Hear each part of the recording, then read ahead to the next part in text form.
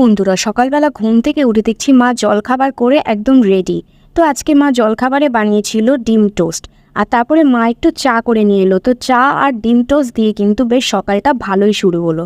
তারপরে একটু মাথায় তেল দিয়ে নিলাম, কারণ আমি আজকে শ্যাম্পু করব, কারণ কালকে থেকে তো আবার অফিস স্টার্ট, তো তার জন্য মাথায় একটু তেল দিয়ে নিলাম। তারপরে মা এখানে রান্না কিন্তু আজকে চিকেন করবে, আর মায়ের হাতে চিকেন রান্না মানে তো অসাম।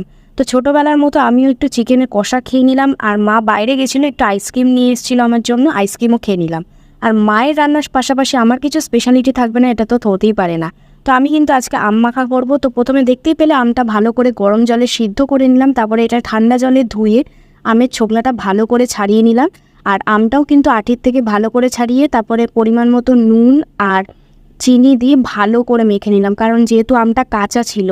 তো তারপরে একটু টেস্ট করে দেখলাম, বিশ্বাস করো চাটনির থেকে কোনো অংশে কম না। তো তারপরে আমি স্নান করে চলে এলাম, আর এদিকে কিন্তু খিদে পেয়ে গেছে। তো